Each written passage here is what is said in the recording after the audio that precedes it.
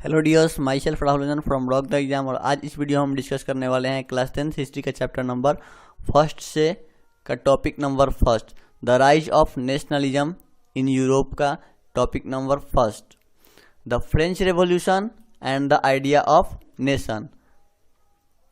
तो French revolution के बारे में हम डिस्कस करेंगे और आइडिया ऑफ नेशन यानी नेशन स्टेट बनाने का आइडिया कहाँ से आया, इसके बारे में हम इस टॉपिक में डिस्कस करने वाले हैं।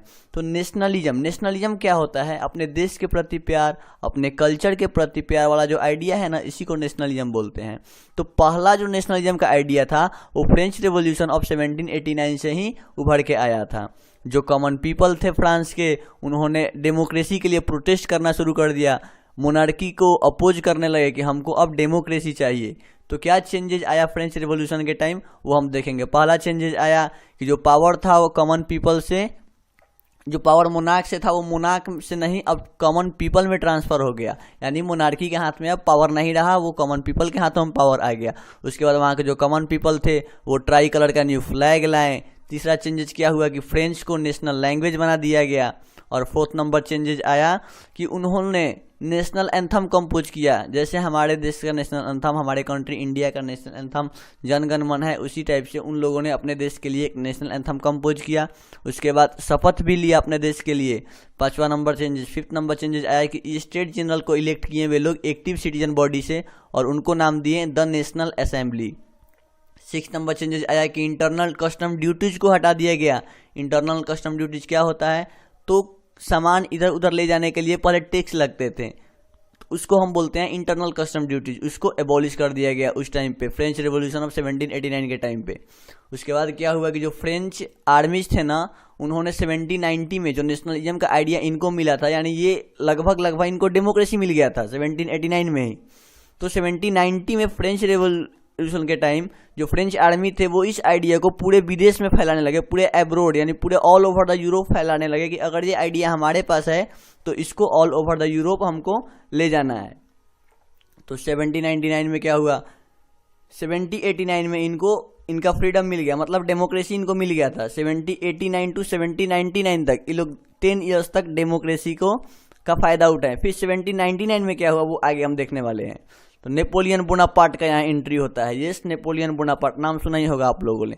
इनका जन्म हुआ था 1769 में और इनका डेथ हुआ था 1821 में। ये एक फ्रेंच स्टेटमैन थे, यानी फ्रांस के रहने वाले थे और एक मिलिट्री लीडर थे।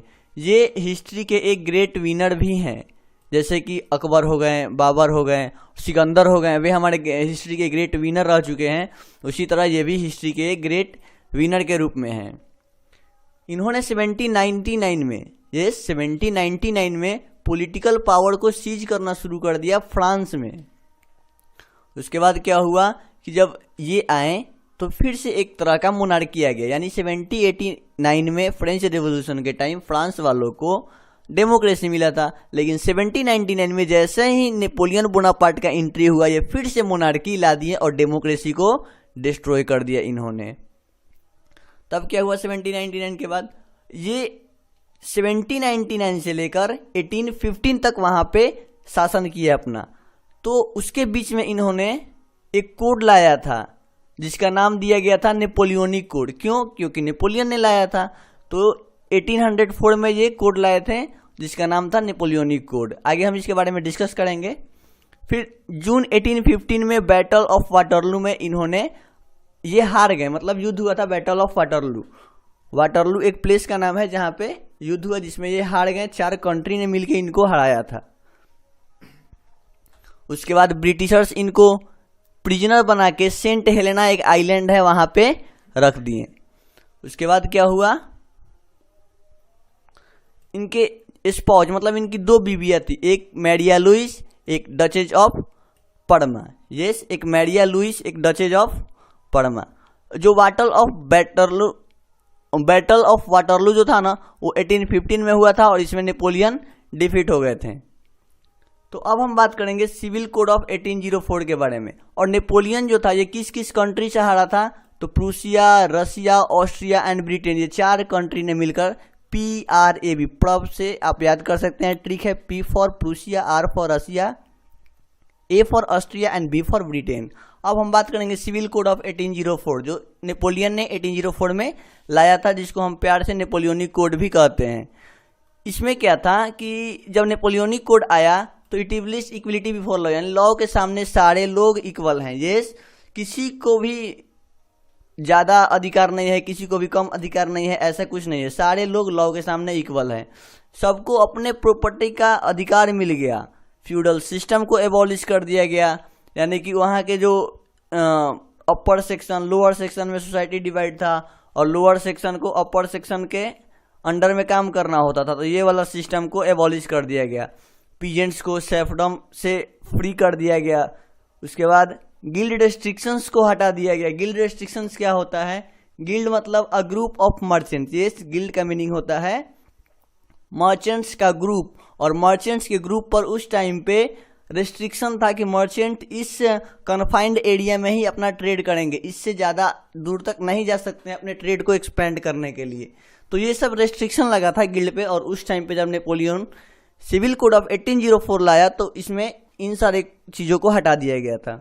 6 नंबर चेंजेस आया कि किसी को भी बर्थ के बेसिस पर उसको प्रिविलेजेस नहीं मिलेंगे। यस, और 7 नंबर चेंजेस क्या आया कि ट्रांसपोर्ट और कम्युनिकेशन सिस्टम को, यस, ट्रांसपोर्ट और कम्युनिकेशन सिस्टम को नेपोलियन इम्प्रूव किया। तो काफ़ी अच्छा काम किया था मोनार्की होने के बाद भी, तो लोग इसको हीरो मानने लगे कि वो नेपोलियन हीरो है। लेकिन इसके कुछ ड्रॉबैक भी थे, यानी कुछ इसके डिमेरिट्स भी थे। तो पहला वाला डिमेरिट क्या था कि इंक्रीज टैक्स, यानी टैक्स को ना बढ़ा दिया, बोला भाई साहब मेरे पास पैसा नहीं है, अब हम टैक्स बढ़ाएगा। सेकंड नंबर क्या किया? सेंसरशिप इम्पोज कर दिया। सेंसरशिप क्या होता है कि नेपोलियन के अगेंस्ट में कोई भी आर्टिकल नहीं लिख सकता, कोई भी इसके अगेंस्ट नहीं जा सकता, वरना नेपोलियन उसको मरवा देता था।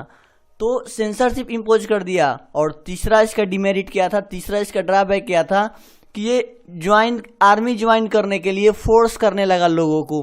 क्यों? क्योंकि इसको पूरे यूरोप को जीतना था।